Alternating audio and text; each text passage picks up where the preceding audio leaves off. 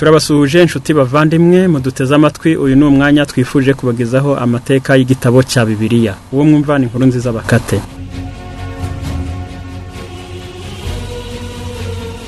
Amateka Bibiliya n'ay'ukuri kandi akwiye kwemerwa no kwiringirwa. Bibiliya hari abantu bakomeye igenda ivuga. Bibiliya ivuga ahantu ikavuga n'ibyagiye byaduka kandi bikadukira mu mahanga iriho kera nka Egiputa, Ashuri, Babuloni, Ubuperise, Ubugiriki ndetse na Roma. Kuri ubu birashoboka neza ko ayo mahanga twayamenya bitagoranye, bigahuzwa n'amateka Bibiliya nk'uko tugenda tubibona aho byanditswe mu buryo busanzwe kuri ubu, aho biboneka ku mabuye yariho kera, ku matafari, ku mfunzo, papirise, mu nzira nyabagendwa no ku bindi bikoresho byo mu gihe cya kera. Umubare munini w'imiji yagiye isenyuka ikarimbuka, byagiye bigorana cyane kugira ngo abashakashatsi bazamenya amateka yayo, ariko byarakozwe ku buryo iyo yahuje n'amateka yanditse n'ubutunzi bukomeye cyane by'ukuntu ibintu byagiye bihererekana. Mbere y'ubwo buvumbuzi abantu bishingikirizaga ku buhanga bw'Abagiriki n'Abaroma, aho benshi muri bo nta guhinyuza kwari kwaragiye kubaho ku isoko y'aho bakuye ayo makuru. Nta Bibiliya yari ihari ngo bahinyuze. Ibyo bintu byuzuyemo ibintu by'imvangavange y'ibyabayeho n'ibindi by'ibihimbano n'amateka y'uruhererekane. Hashize ikinyejana kimwe aho abashakashatsi bishingikirizaga gusa ku ruhande rumwe rw'ibyo babaga barakuye ku bandi kandi babyemeraga nk'aho ari itegeko. Aho Bibiliya yanyuranyaga n'abo bahanga bavugaga ko Bibiliya irimo amafuti. Iyo Bibiliya yavugaga ntihuze n'abashakashatsi b'Abaroma n'Abagiriki, byavugwaga ko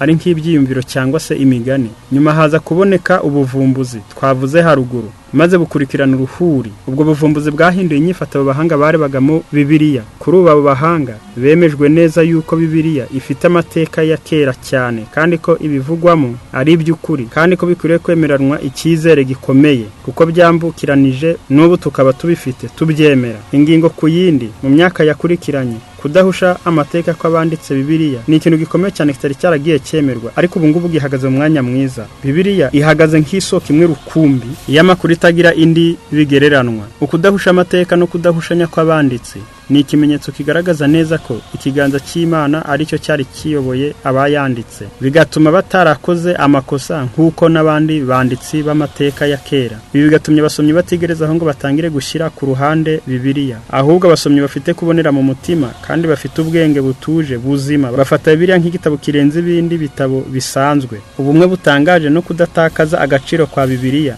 ndetse no kuzuzanya kwayo, ubumwe no kudahushanya kwa Bibiliya ni ikintu gihamya yuko Bibiliya yakomotse ku Mana. Yanditswe mu ndimi 3 zitandukanye, yanditswe mu binyejana 15 n'abanditsi 35. Inyigisho za Bibiliya zibanze z'urufatiro zose ni kimwe, bose bazanditse kimwe. Ubumwe no kudahushanya byibanze ku banditse Bibiliya ni ikimenyetso kigaragaza yuko yahumetswe n'Imana.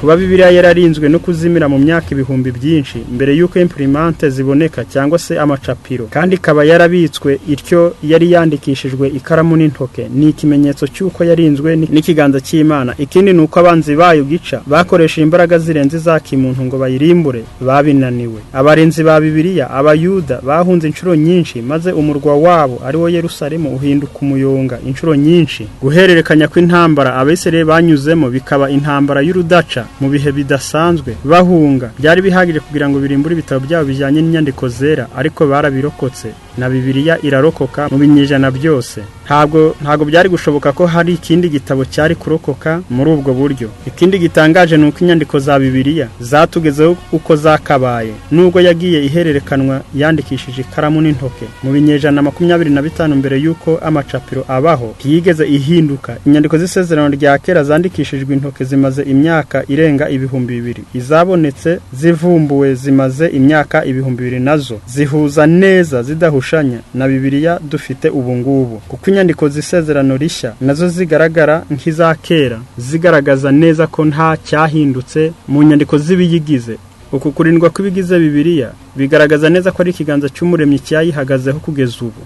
imbaraga ikomoka mu nyigisho za Bibiliya ko yakomotse ahadasanzwe byagiye bigaragarira mu ihinduka ry'imibereho y'abayisomye bakemera inyigisho ibigisha. Ni igitabo kibwira amahanga yose mu bihe bidasanzwe no mu buryo budasanzwe. Mu kinyejana cya 20 kimwe no mu kinyejana cya mbere Bibiliya ntivuga ibinyuranye. Iki gitabo cyahinduwe mu ndimi nyinshi cyuzuye cyangwa ari igice mu ndimi 1200 kandi abantu bose bayita iyabo barayikunda. Hashize ibinyejana 19 Bibiliya yanditswe. Kuri ubu Bibiliya iracyafite agaciro kandi iracyavugana imbaraga nk'izo yari ifite mu kinyejana cya mbere. Ikimenyetso nuko ari cyo gitabo cya mbere kigurwa muri za library. Miliyoni zitabarika z'igitabo cya Bibiliya zigurwa buri mwaka. Abana baracyakunda kumva neza amateka ya Bibiliya. Abacurabwenge ntibararekeraho kwibwira ukuri gutangaje kwa Bibiliya. N'abahanga batabarika n'uyu munsi baracyarangiza ubuzima bwabo bwose bashaka kumva Bibiliya neza. Volume z'ibitabo byinshi byagerageje byandikwa kuri Bibiliya kurusha ibindi bitabo byose.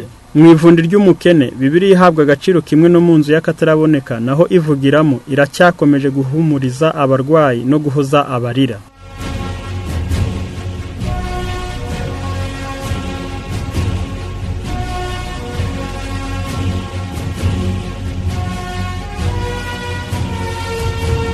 Bibiliya ni ijambo ry'ikigiriki rivuga Biblos, mu bwinshi bwaryo ni ta Bibiliya. Ni igitabo kibumbatiye ibitabo byinshi. Mu Gifaransa niyo mpamvu muzumva ijambo bibliothèque cyangwa inzu y'ibisomero, na Bibiliya ubwayo ni bibliothèque. Bibiliya yanditswe mu myaka 1600 igizwe n'ibitabo 66. Bibiliya ni ihishurwa ry'Imana yahaye umuntu, igizwe n'ibitabo 66 bikoze igitabo kimwe.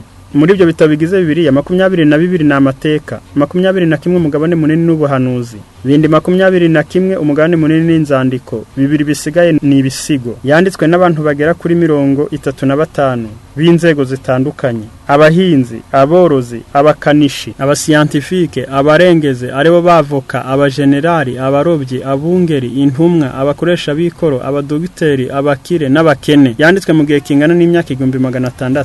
Bibiliya yanditswe mu ndimi 3: Igiheburayo, Ikigiriki, Ikinyarameya. Yandikirwa mu migabane 3: Uburayi, Aziya na Afurika. Yandikirwa mu duce dutandukanye ari tw'ubutayu, ubuvumo, ibwami, mu bihome, mu ruzerero n'imuhira. Yandikwa mu bihe binyuranye by'intambara, amahoro, mu bukene, mu bukungu, mu mudendezo n'ububata.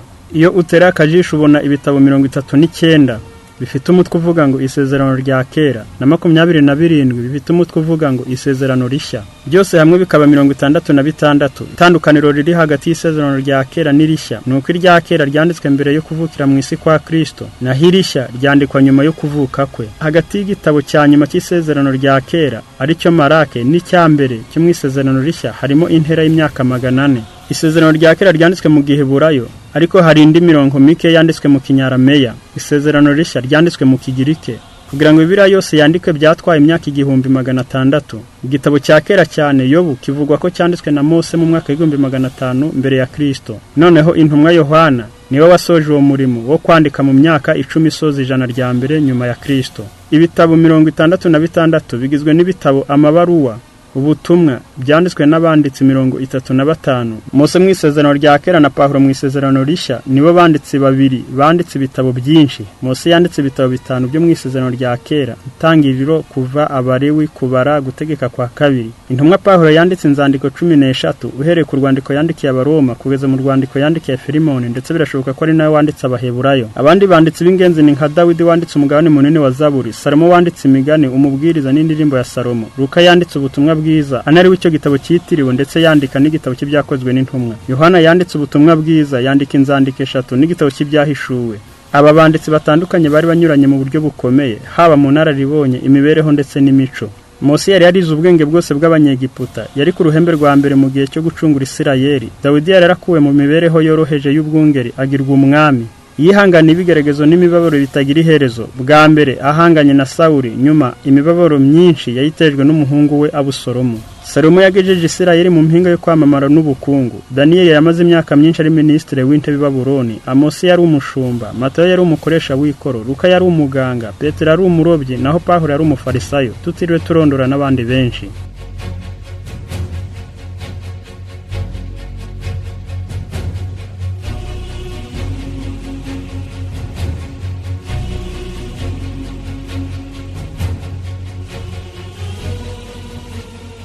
Mbega abanditsi bagize Bibiliya igitangaje nuko amagambo banditse yahurijwe hamwe mu buryo butunganye kandi budatandukanywa kuva mu myaka ibihumbi 2000. Ese birashoboka ko uyu munsi haba hakiriho inyandiko y'umwimerere ya Bibiliya? Oya, nta n'imwe. Izo nyandiko z'umwimerere zagiye zizimira hashize igihe kirekire cyane. Birashoboka ko ubu ari umukungugu gusa. Kubw'amahirwe muri iyo minsi ya kera, ubwo inyandiko zayo zandikishijwe intoke zari zikiriho, hari abagabo bari bazi agaciro kazo maze barazandukura. Mu by'ukuri uko ibihe byagiye biha ibindi, hagiye habaho kopi zayo nyinshi ziriho na n'uyu munsi mu nyandiko za kera, mu mazu ndangamurage n'amazu manini y'ibitabo yo ku isi. Hari aho usanga umugabane cyangwa Bibiliya yose uko yakabaye. Ni iby'ingenzi kwibuka ko ahayinga mu mwaka w'1700 nyuma ya Kristo, itsinda ry'abahanga b'Abayahudi bitwaga Abamasoreti biyemeje inshingano yo gukwirakwiza mu buryo bwizeye isezerano rya kera ku bisekuru by'ahazaza. Bashizeho amabwiriza akomeye yagombaga gukurikizwa na buri mwanditsi, kopiste. Nta jambo na rimwe cyangwa inyugute n'imwe yagombaga kwandikwa mu mutwe gusa uko ubitekereza. Umwanditsi yagombaga kureba ijambo abyitondeye ndetse akabanza kurivuga mbere yo kuryandika. Amagambo n'inyugute bya buri gice byagombaga kubarwa. Basanga igiteranyo kidahuje n'ikiri mu mwimereri, kopi kangwa umurimo ukongera ugatangirwa bundi bushya. Bitewe n'ishyaka rikomeye abo bahanga bari bafite ryo kugira inyandiko itunganye ihuye neza n'inyandiko y'umwimereri, buri nyandiko ya Bibiliya yandikishijwe intoke ivumburwa muri iki gihe isuzumanwa ubwitonzi bukomeye. Niyo mpamvu ibihumbi by'Abakristo bafashwe n'igishyika kidasanzwe mu mwaka w'1948 ubwo bamenyaga ko hari inyandiko nyinshi za kera cyane zandikishijwe intoke zavumbuwe mu buvumo hafi y'inyanja ipfuye. Amatsiko yikubye inshuro 10 ubwo abahanga bavugaga ko iyo mizingo yarimo igitabo cya Yesaya n'abandi banditse mu isezerano rya kera imaze imyaka 100 ndetse ariyo ya kera cyane kuruta n'indi bari baravumbuye. Yabayeho mu binyejana 2 imbere ya Kristo. Imyaka 20 yose higwa hitondewe izo nyandiko munsi y'ububasha bw'Abaheburayo, bagereranya imirongo y'Abamasoreti niyo izo nyandiko zandikishijwe intoke zavumbuwe mu nyanja ipfuye. Basanze itandukaniro risa nkaho ari nta naryo. Mbega ishema rikomeye kuri abo banditsi babizerwa. Ariko umwimerere wa Giheburayo ntabwo wandukuwe kopi gusa, ahubwo waranahinduwe translation. Imwe mu mpinduka zikomeye zabayeho ni yashizwe mu Kigiriki yiswe version Septuagint, yitiriwe abagabo 70 b'abahanga b'Abayuda bayihinduye. Uwo murimo bawukore muri Alexandria ho mu Misiri, muri Egiputa mu kinyejana cya 2 n'icya 3 mbere ya Kristo. Itorero rya mbere rya Gikristo ryari rigizwe hanini n'abavuga ururimi rw'Ikigiriki ryakoresheje Bibiliya nk'isezerano rya kera, nubwo hari imirongo itari ihuje neza n'iya Giheburayo ku tuntu runaka. Isezerano rishya ryanditswe mu Kigiriki ari rwo rurimi rwavugwaga cyane mu gihe cy'itorero ry'intumwa. Ubuvumbuzi bwa vuba bw'inyandiko nyinshi, ubushyinguro bw'inyandiko z'ubucuruzi n'izindi nyandiko rusange burabihamya. Birashoboka ko abigishwa ba Yesu na Yesu bwe bavugaga Ikinyarameya, ariko ubwo igihe cyari kigeze kugira ngo bandike ibyo bakoze bakoresheje ururimi rwakoreshwaga icyo gihe.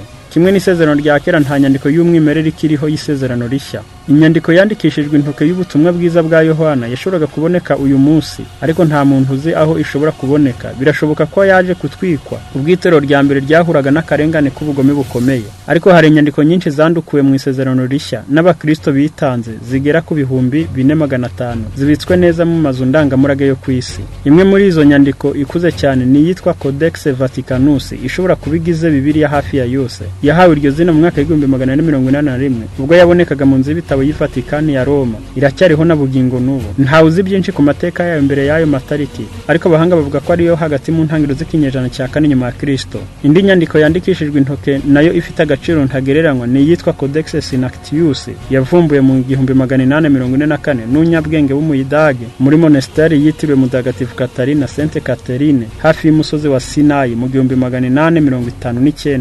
Aho nyuma y'imyaka 3 yaje kwamamazwa na wa Mudage, yagumye mu Burusiya kugeza ubwo yaje kugurwa n'Abongereza binyuze mu bwumvikane bw'ibihugu, ikabibitswe mu nzu ndangamurage y'Abongereza. Abahanga bagereranya ko ishobora kuba ariyo mu kinyejana cya 4 gishyira umusozo. Indi nyandiko yandikishijwe intoke y'ingenzi ni yitwa Codex Alexandrinus, nayo iboneka mu nzu ndangamurage y'Abongereza, nayo yabayeho mu mpera z'ikinyejana cya 5. Mu mwimerere yayo yari Bibiliya yose, ariko ubu haraburamo ubutumwa bwiza bwa Matayo, umugabane munini wa Zaburi n'urwandiko rwa 2 rw'Abakorinto. Hirya y'izo nyandiko z'imizingo y'agaciro ntagereranywa twazigamiye zo mu binyejana bya mbere, hari n'indi migabane amagana y'isezerano rishya mito ariko ifite inyungu z'ubugingo. Hirya y'izo nyandiko z'imizingo y'agaciro ntagereranywa twazigamiye zo mu binyejana bya mbere, hari indi migabane magana y'isezerano rishya mito ariko ifite inyungu z'ubugingo yakomeje kutuzigamirwa. Imyinshi yavumbuwe mu gihe cya vuba cyane. Nyuma yo kuvumburwa kwayo yagiye yigwa mu buryo bwitondewe n'abahanga mu isezerano rishya. Intego yabo yibanze ko ari ukugira ngo bategure inyandiko ya Kigiriki isa neza n'iy'umwimerere yazimiye,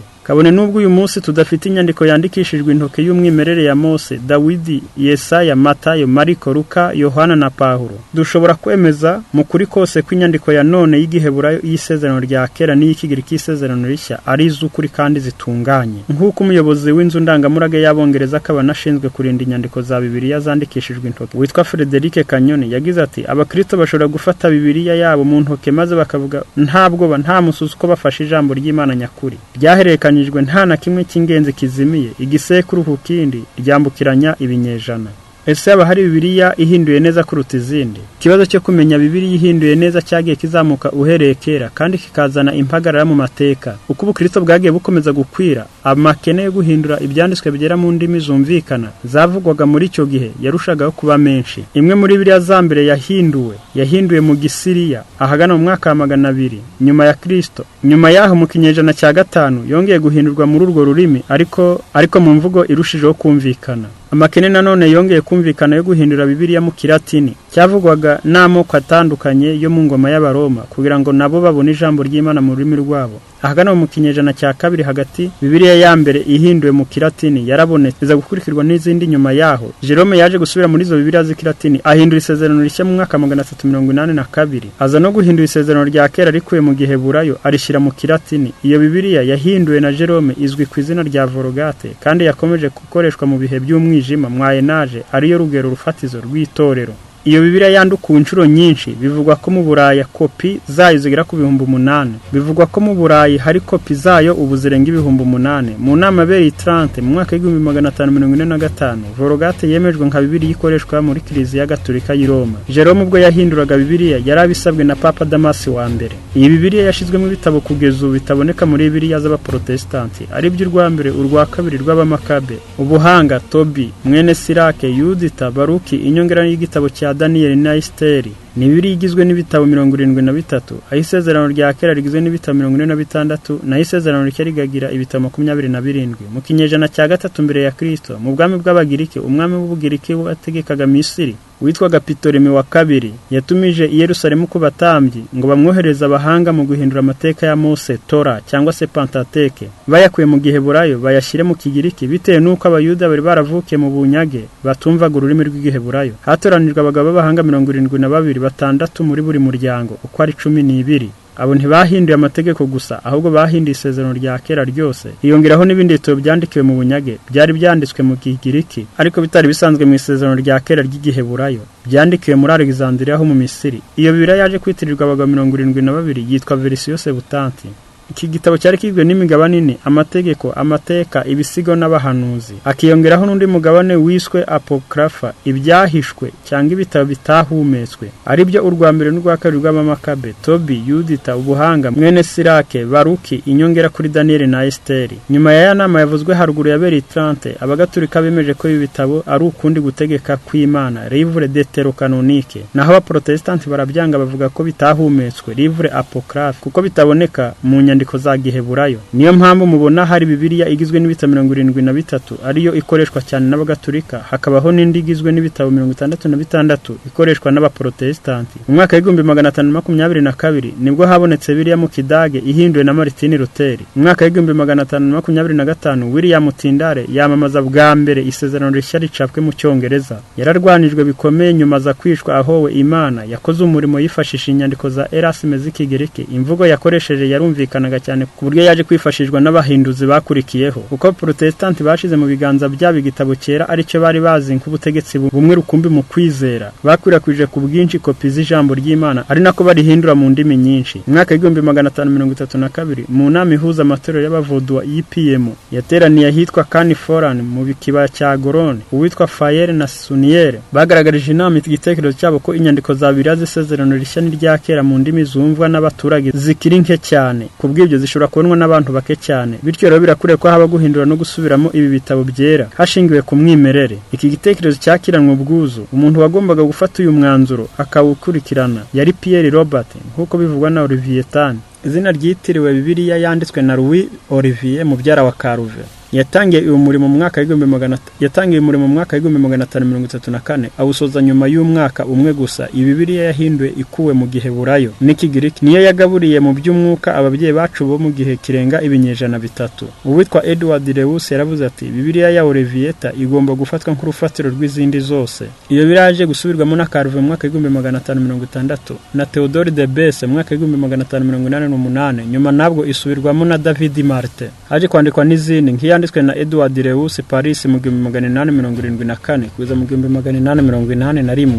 Louis Sego 1874 kugeza mu 1880. Imana ubwayo niyo yirindiye igitabo cyayo. Umwepiskopi w'i Londres yategetse ko kopi zose zahinduwe na Tyndale zikusanywa zigatwikwa. Tyndale ubwe yaciwe umutwe, ariko nyuma y'ikinyejana cyakurikiyeho umurimo we wahawe agaciro. Bibiliya yahindurwa yitiriwe umwami Yakobo, King James. Biragoye kubyemeza, ariko mu gihe cy'umwijima mwayenaje ibihumbi by'abantu bera barishwe bitewe no kwitanga n'urukundo bakundaga Bibiliya. Kubonana iki gitabo cyari ikimenyetso gihagije cyo guciraho umuntu iteka no gutotezwa no gutwikwa. Nyamara kabone nubwo habaye ubwo bwicanyi bugacagagura abantu bice mu buryo bw'ubusazi, ibitabo bigatwikwa, Bibiliya yakomeje kubaho munsi y'uburinzi bw'Imana, yakomeje gukwirakwizwa mu buryo butangaje n'amacapiro, ku buryo itorero na leta bidashobora kugira icyizere cyo kuritsembaho. Nguko uko amateka Bibiliya yateye n'uburyo yabayeho n'uburyo yanyuze mu binyejana bikomeye bitandukanye, ibinyabihumbi, yambukiranye intambara zikomeye, iratwikwa, irangira cengera, ngo ariko ngo nibuye ryasazishije inyundo nyinshi. Bibiliya ni igitabo gitangaje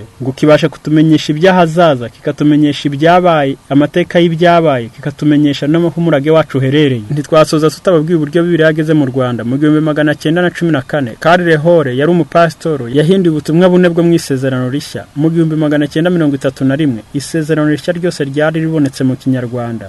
Mu 1954 Isezerano rya kera ryose ryari ribonetse mu Kinyarwanda. Mu 1957 Bibiliya yose yari ibonetse mu Kinyarwanda, bayita Bibiliya yera. Naho Bibiliya ntagatifu yabonetse mu 1990. Bibiliya mpuzamatorero cyangwa Bibiliya ijambo ry'Imana mu 1989 umuryango wa Bibiliya mu Rwanda wasohoye Isezerano Rishya ku muntu wese. Mu mwaka wa 2004 uwo muryango wasohoye Bibiliya yuzuye mpuzamatorero. Ku itariki 25 z'ukwezi kwa mbere mu mwaka wa 2005 Abagatulika, Abadiventiste n'Abaprotestante bahuriye i Kigali bamurika iyo Bibiliya. Ibi byose dusomye mushobora kubisanga nko mu gitabo cyitwa Ejo Ibyahishuwe Birasubiza, mu gitabo cyitwa Bibiliya Urufatiro rwo Kwizera. Mushobora no kubisanga ku mbuga nkoranyambaga ku rubuga rwa Wikipedia, aho mushobora gusomamo amateka ya Bibiliya. Hari n'inyandiko nyinshi zigenda zibivugaho tutarondoye. Imana y'amahoro ibahe imyumvire myiza, kandi tuzakomeza dusobanure n'agaciro iri jambo rifite, dore ko ryahinduye byinshi rigahindura isi, yaba ibintu, imibereho y'abantu n'andi mateka atandukanye.